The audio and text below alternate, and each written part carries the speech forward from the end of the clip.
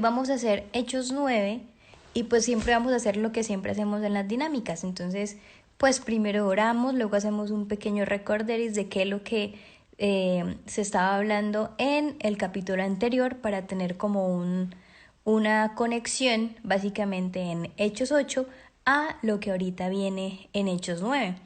Entonces vamos a hacer así la dinámica para poder comenzar y Colombia y Chile en un Hola. en vivo. Hola, Katy. Hola. Entonces, chicos, para hoy es Hechos 9. eh, no es tan cortico como Hechos 8, pero tampoco es tan largo como Hechos 7. Es Es como, cierto. sí, es como Entre una medio. mezclita ahí. Ujú. Vamos a empezar. Empezamos con una oracioncilla para después entonces decir qué pasó en Hechos 8 como para entrar en contexto y luego ya Ujú. entramos como tal a Hechos 9. ¿Sí? Entonces, no, ok. Listo. Ya. Señor, en esta hora te damos gracias porque una vez más podemos estar ante tu presencia. Esta hora hemos llegado, Señor amado, dispuestas a oír de tu palabra, a aprender de tu palabra, Señor amado. En esta hora queremos reconocer que solo somos vasos y barro en manos del alfarero. Queremos que seas tú hablando y queremos que seas tú ministrando, que seas tú hablando, Señor amado, a través de nosotras, que todo lo que se haya de decir sea porque proviene de ti, porque es de ti y porque tú lo has predispuesto de esa forma. Señor amado, en esta hora nos disponemos en tus manos para hablar de tu palabra, en el nombre de Jesús. Amén. Amén. Entonces, En Hechos 8, lo que sucede es que Saulo comienza la ya me acordé. persecución a la iglesia. Comienza la persecución de la iglesia, llegan a Samaria, Felipe va a Samaria y en Samaria eh, muchos Se se encuentra. convierten al Evangelio, se encuentran Ajá. con Simón el hechicero, que en un inicio buscó obtener la fama, buscó obtener beneficios de parte de los discípulos para él seguir practicando la hechicería hasta que llegan Pedro y Juan y lo exhortan de que él estaba pecando, de que él no estaba Ujú. actuando de buena manera y se arrepiente. Termina convirtiéndose 100%.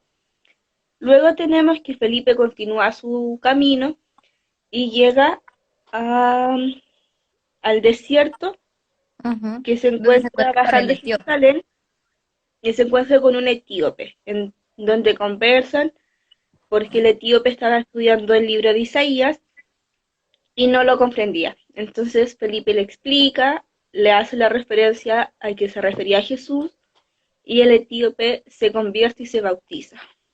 Imagínate que encontré algo, Katy. Eunuco viene del griego eunochos y significa hombre castrado, pero habían tres clases de eunucos. El eunuco de nacimiento, el eunuco hecho por los hombres, es decir, que los hombres lo castraban, y el eunuco voluntariamente.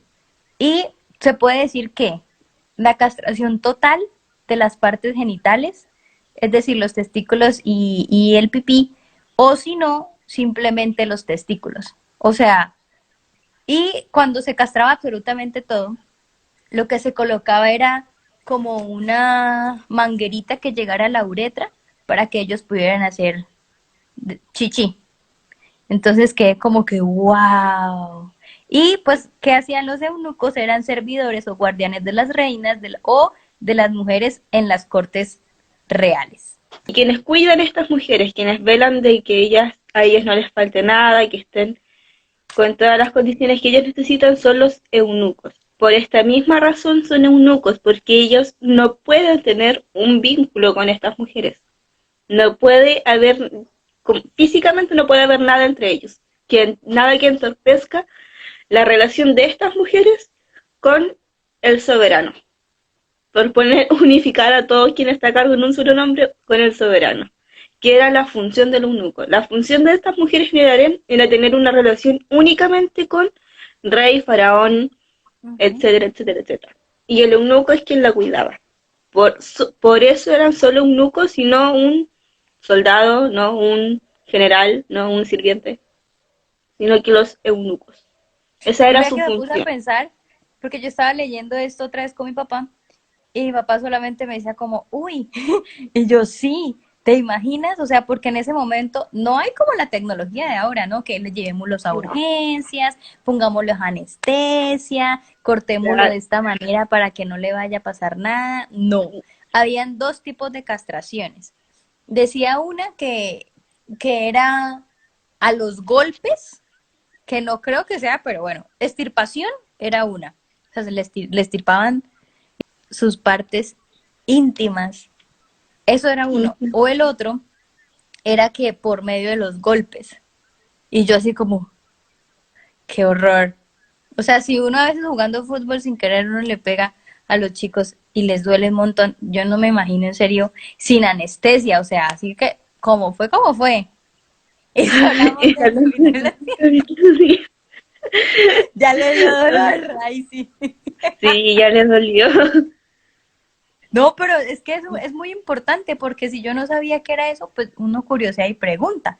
Y entonces estaba preguntando en el señor Google y estaba preguntando en Bible Project, estaba preguntando en Bible Hub y yo como, Dios mío, wow, qué interesante. Y también decía que eunuco también se considera la persona que voluntariamente decide no casarse. Entonces, pues en este caso la Biblia tiene que ver con las partes genitales, pero en términos Claro, generales también puede ser aquella persona claro, que al- voluntariamente decide no casarse, es decir, no tener claro, hijos. claro. O sea que mayormente de los eunucos que se habla en la escritura son de los que están al cuidado de las eunucos sin sus genitales. Eso lo vamos a encontrar mucho en el libro de Esther, cuando Esther como que participa en este concurso a ser reina, ella es Mm. cuidada por eunucos. Y fíjate que yo no sé si ustedes han tenido la posibilidad de tener Ken. Ken es el novio de la Barbie. Sí. ¿Quién podría Ellos son considerarse eunucos. un eunuco? Sí. ¿Quién podría considerarse un eunuco? O sea, de verdad, y en términos chistoso, de verdad, para sacarlo a colación, es que vayan y miren un muñequito de la Barbie, el novio de la Barbie. Fíjense que Sí, sus genitales no los tiene, entonces se puede considerar como eunucos. Yo me los imaginé así, como Dios mío, claro, pero pues, exacto, para hacer una relación, aquí ya hablando en términos de psicología, una relación entre eunuco y algo de la actualidad, entonces pónganse eunucos y y los piensen muñequitos de las en Barbie. el novio en el novio de la Barbie, en un Ken. Eso es en Un Ken, un Maxil, todos esos. un Ken, un Max Steel, los matachitos. Ahí pueden hacer una buena relación.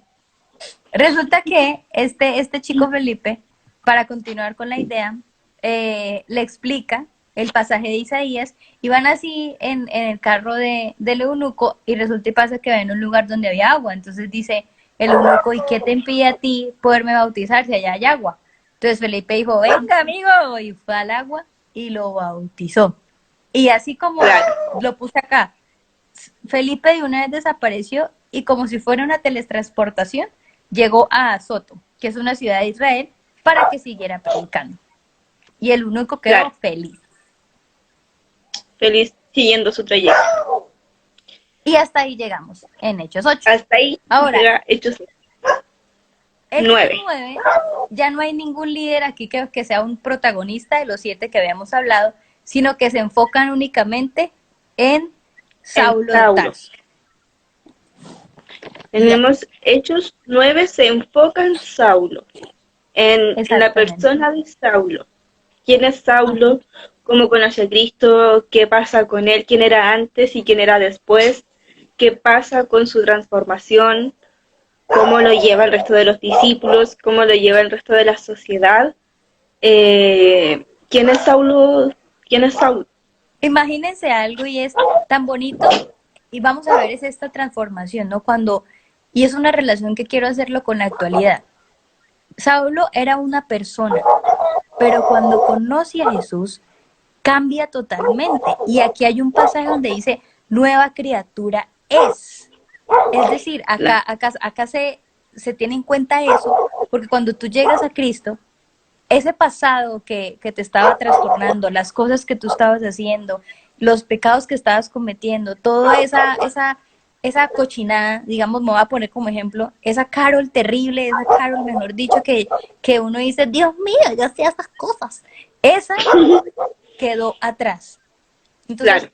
infortunadamente y demasiado triste, yo no tuve un encuentro así face to face con Jesús, pero entró en mi corazón y entró en mi mente que eso ¡pum! Se quitó.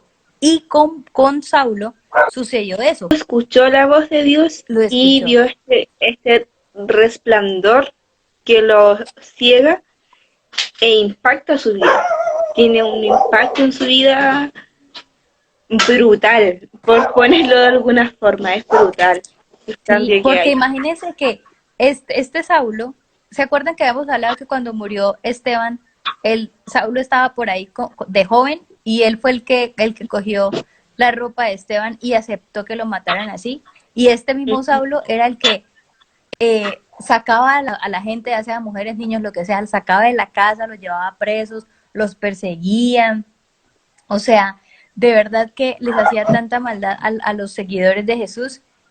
Y Jesús decide, o sea, miren, yo digo algo, él ni siquiera merecía que Dios hiciera eso por tan mala persona que fue, pero Jesús en Es su que, misericordia y claro, en el amor que le tiene al mundo, literal, en el amor que le tiene al mundo, él decidió y dijo, a este es el que le voy a hablar.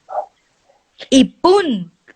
Se le encuentra claro. así y le dice, oye, tú eres el Saulo que me está buscando a mí, porque es que me está buscando. Y eso fue como súper increíble, exacto. Es que, Lo cogió como claro, instrumento.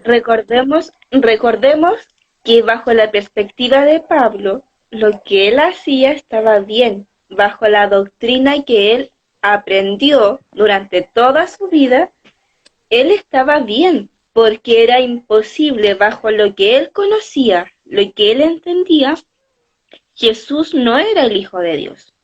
Ujú. Y eso para él era una paganía, era una blasfemia. Por lo tanto, todo aquel que se decía seguidor de Jesús blasfemaba contra Dios. Entonces estaba bien perseguido. Bajo esa lógica actuaba Pablo, o sea, Saulo, actuaba Saulo. ¿Por Todavía qué? no es Porque en su Pablo. mente estaba bien. Todavía no es Pablo, todavía no es Pablo. Pero bajo esa perspectiva él estaba bien. Y claro, si uno ve ese punto de vista, comprende por qué Saulo actuaba así. Y es porque, claro, Exacto. no tenía aún este encuentro con Dios, Dios todavía no impactaba su vida, por lo tanto él estaba bien. Él como, yo estoy bien, estoy actuando bien, y los cristianos deben morir. Ujú. Y lo mejor acá, y es que lo que habíamos hablado la vez pasada, ellos eran súper buen estudiados, es del Antiguo Testamento, entonces él se regía mediante esto. El Nuevo Testamento era algo que estaba ocurriendo en el momento, y ellos decían que, bueno, Claro, sí, Jesús existe, pero es como profeta, más no como el Hijo de Dios. Y cuando él se da cuenta en este encuentro que tuvo con Jesús en su momento, o sea, aún así Dios le pone algo tan lindo y es, o sea, tan lindo en términos de qué fue lo que pasó después, pero él abre los ojos y no ve nada, o sea, se vuelve ciego totalmente. Y lo que viene es aún mucho mejor porque él perseguía a los judíos, él perseguía a los seguidores de Jesús y adivinen. Voy a hablar en términos comunes. Y adivinen dónde fue a pedir cacao. Fue directamente hacia los judíos. Él fue directamente hacia los seguidores de Jesús, porque uno de sus seguidores, llamado Ananías, no el Ananías de Zafira, no otro. El Ananías de Zafira se murió. Otro Ananías llegó y fue el que le impuso sus manitos y volvió a ver. claro. Pero imagínese tanto daño que él hacía, que Saulo hacía, que nadie le creía que él se había convertido en seguidor de Cristo. Nadie, porque se supone que él iba a ir allá a la ciudad, era a coger presos a todos los judíos, a cogerlos presos. Que llegara a hablar de Jesús una persona que en todo este tiempo estaba persiguiendo a los seguidores de Jesús, es como cuando un mentiroso eh, dice unas Comienza a mentiras y decir la mentiras y verdad. mentiras. Exacto, dice mentiras, mentiras y mentiras. Y cuando ya piensa y recapacita y dice, bueno, ya no voy a decir más mentiras, empieza a decir la verdad y uno es como, ¿para qué uno le va a creer si uno ya sabe que desde hace años es una persona mentirosa? Entiendo. Entonces es un poco complicado llegar a entender esto y en cierta manera pues me pongo en los zapatos de los judíos en querer matarlo porque él era una persona muy mala en su momento, hizo mucha maldad y los propios judíos querían realmente matarlo porque, o sea, decían como esto es un mentiroso, este tipo que hacía acá es que hablando de Jesús y él viene antes a ponernos presos, mínimo él es un hipócrita. Yo no me imagino todo lo que ellos pensaron, pero creería que ellos pensaron así como esto es un hipócrita, eso es un doble. Yo no creo en su buena fe, pero sí supiste lo que hizo los apóstoles, Katia. Es que ya hemos adelantado mucho. Bueno, sí, ya no voy a adelantar más, pero es más, cojan la Biblia y lean con nosotros para que sepan qué fue lo que hicieron los apóstoles. Porque a mí sí me dejó como, pero bueno, los apóstoles son los apóstoles, tienen al Espíritu Santo. Guiados por Entonces, Dios. Entonces, son guiados por Dios, reguiados por Dios. Porque si fueran así, yo creo que si no hubiesen sido guiados por Dios, la verdad, ellos los matan, yo creería. Pero ellos eran diferentes. Entonces empieza a leer, por. y ya, vamos, Hechos 9. Y nada más mira el título que tiene. Conversión de Saulo. Vamos a leer versículo 1. Mientras tanto, Saulo, respirando aún amenazas de muerte contra los discípulos del Señor, se presentó al sumo sacerdote y le pidió cartas de extradición para las sinagogas de Damasco. Tenía la intención de encontrar y llevarse presos a Jerusalén a todos los que le pertenecieran al camino, fueran hombres o mujeres. En el viaje sucedió que, al acercarse a Damasco, una luz del cielo relampagueó de repente a su alrededor. Él cayó al suelo y oyó una voz que le decía: Saulo, Saulo, ¿por qué me persigues? ¿Quién eres, Señor? Preguntó. Yo soy Jesús, a quien tú persigues, le contestó la voz. Levántate y entra en la ciudad, que allí se te dirá qué hacer. Los hombres que viajaban con Saulo se detuvieron atónitos, porque oían la voz, pero no veían a nadie. Saulo se levantó del suelo, pero cuando abrió los ojos no podía ver. Así que lo tomaron de la mano y lo llevaron a Damasco. Estuvo ciego 3 días, sin comer ni beber nada. O sea, como un ayuno. Más o menos. Había en Damasco un discípulo llamado Ananías, a quien el Señor llamó en una visión. Ananías, aquí estoy, Señor.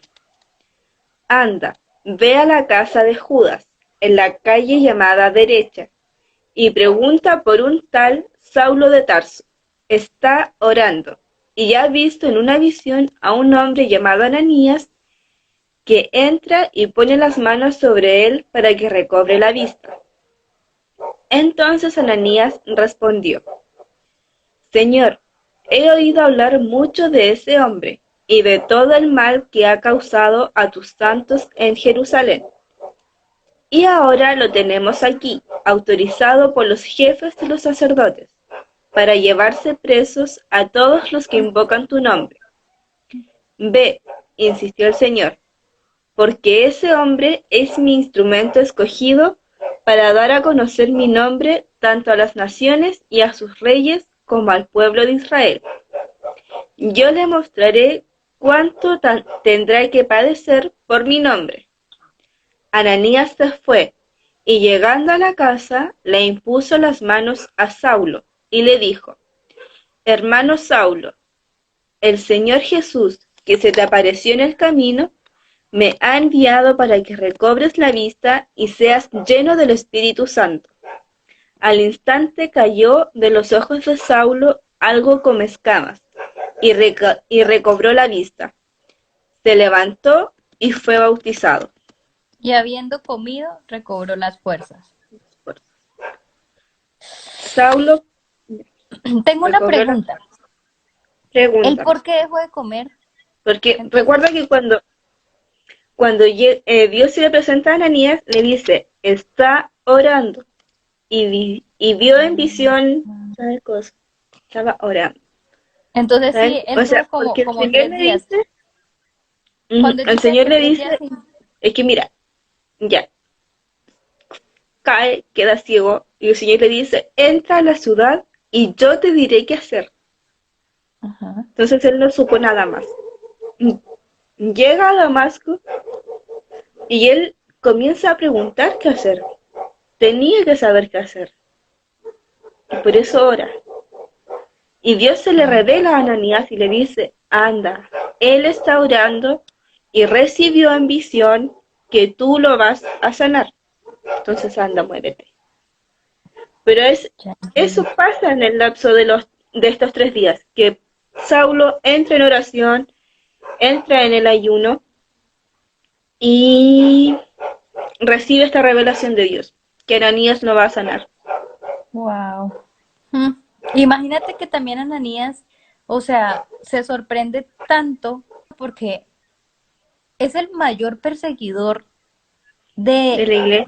de la iglesia, eh, y que se ponga ciego y que fuera eso, Dios me diga a mí, vaya a la casa y sánelo.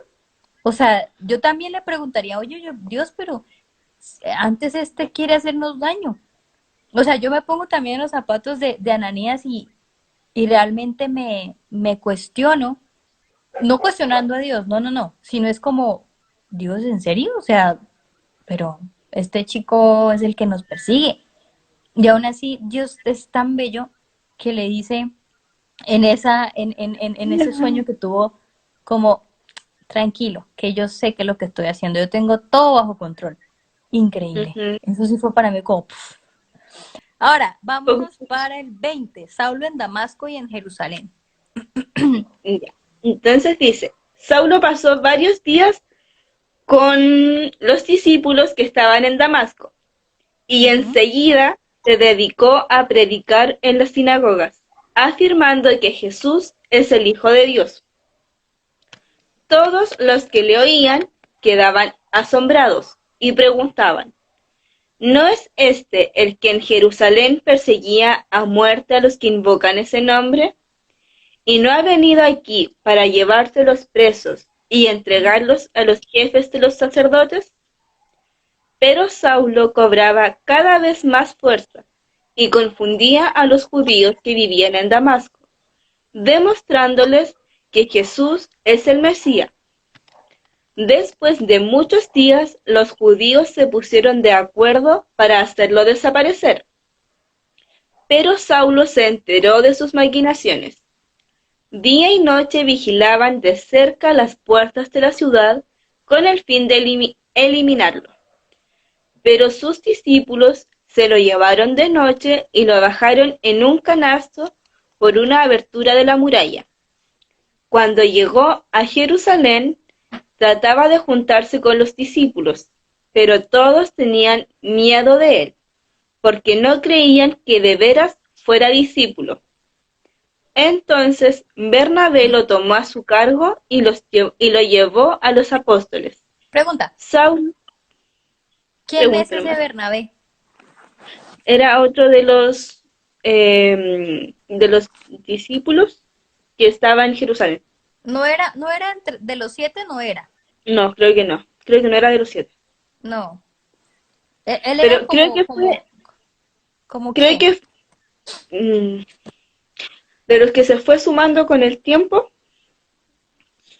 porque tenemos Ah, los como 12 yo. discípulos originales, tenemos los 12 discípulos que forma Cristo, y estos siguen formando discípulos, siguen predicando, Mm, siguen hablando, y se va sumando más gente cada vez. Entonces, en esta suma que te suma, llega Bernabé. ok, ya. Ya, entonces, y lo tomó a su cargo y lo llevó a los apóstoles. Versículo 27. Saulo les describió en detalle cómo en el camino había visto al Señor, el cual le había hablado, y cómo en Damasco había predicado con libertad en el nombre de Jesús.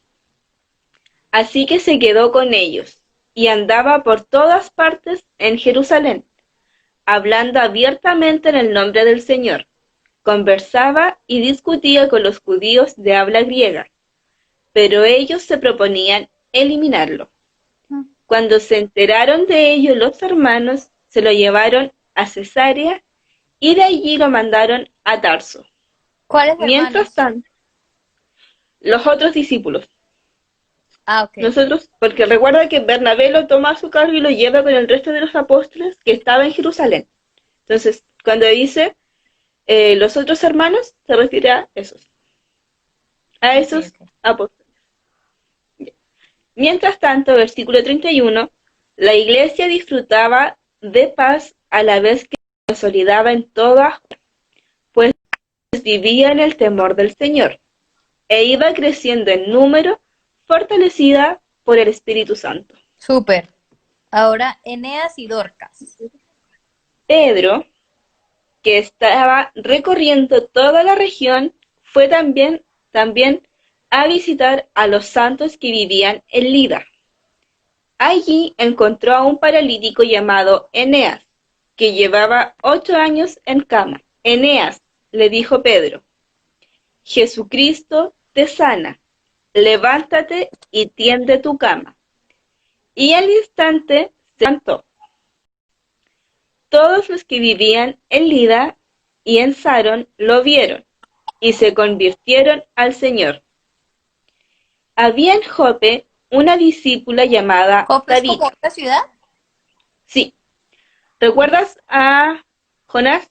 ¿Leíste la historia de Jonás? Jonás, el gran pez, ve a predicar a Nínive, se lo come un pez porque Ah, sí, escapa. sí, sí.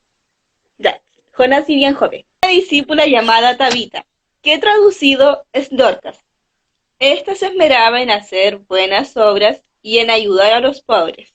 Pregunta, Dime, ¿Dorcas tiene algún significado o simplemente es un nombre? simplemente su nombre. Ah, ok, listo. Como Carol, como Katia, como Izzy. Tenemos significados, sino que yo pensé que Dorcas era como, Mira, lo como voy a con un buscar y significado.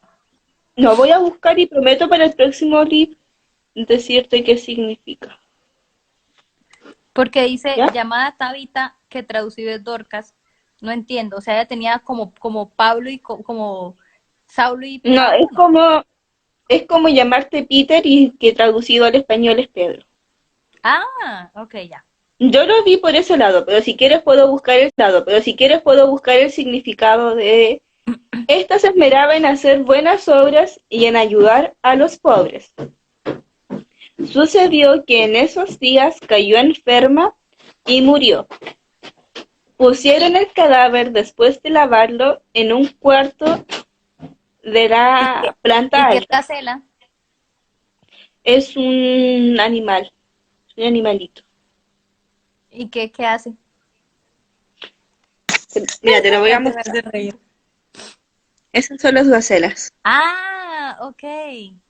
Oh, ok. Entonces, ok. Thank you. Ahora volvamos a lo que pasó con Dorcas en el cuarto de la planta alta. Y como Lida estaba cerca de Jope, los discípulos, al enterarse de que Pedro se encontraba en Lida, enviaron a 2 hombres a rogarle, por favor, venga usted a Jope enseguida. Sin demora, Pedro se fue con ellos y cuando llegó lo llevaron al cuarto de arriba. Todas las viudas se presentaron, llorando y mostrándole las túnicas y otros vestidos que Dorcas había hecho cuando aún estaba con ellas.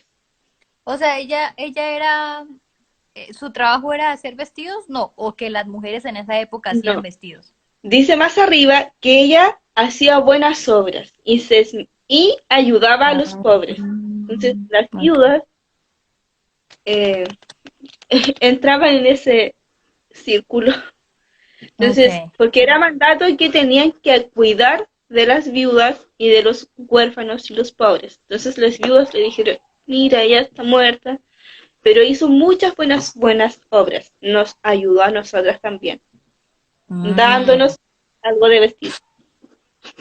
Entonces mandan a buscar a Pedro para que vaya a Jope, porque era el más cercano de los discípulos que estaba como alrededor del lugar. Pedro era el más cercano, entonces lo mandan a llamar.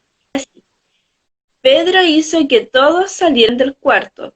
Luego se puso de rodillas y oró. Volviéndose hacia la muerta, dijo, Tabita, levántate. Ella abrió los ojos y al ver a Pedro se incorporó. Él, tomándola de la mano, la levantó. Luego llamó a los creyentes y a las viudas, a quienes la presentó viva. La noticia se difundió por todo Jope y muchos creyeron al Señor. Pedro se quedó en Jope un buen tiempo, en casa de un tal Simón que era curtidor. ¿qué es curtidor? Lo voy a buscar de inmediato. Curtidor. Es como un artesano, mira. Sí, eso es lo que hace alguien curtidor. ¿Como que corta la carne? No. Es como alguien que trabaja la artesanía. Ok, ya. ¿Entiendes? Alguien que trabaja con artesanía. ¿Listo? Entonces, Sí. gracias, Capi, como siempre. Con los abiertos, ojos cerrados, como quieran, chicos. Amado Señor, muy buenas noches, Señor. Damos la bienvenida al Espíritu Santo. A Dios, a Jesús, Señor, gracias por estar aquí en esta noche, Señor, en nuestro cuarto, en nuestra habitación, en nuestra sala, donde nos encontremos en estos momentos, Señor. Te damos las gracias porque sabemos, Dios, que esto que estamos haciendo es buscándote a ti, Señor, porque tenemos sed de ti, Señor, tenemos hambre de ti, Señor, tenemos hambre de la palabra y de querer saber un poco más sobre tu historia, Señor. Gracias, Dios, porque tú puedes ser las personas indicadas en el momento correcto y no solamente si uno quiere algo, sino porque tú decides que sea mucho mejor.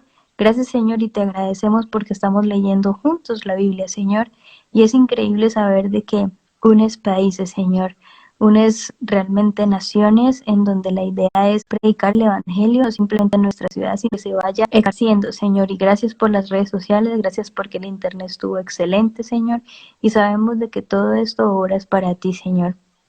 Mientras estamos buscándote, Señor, siempre vas a estar vivo en nuestros corazones y en nuestra mente.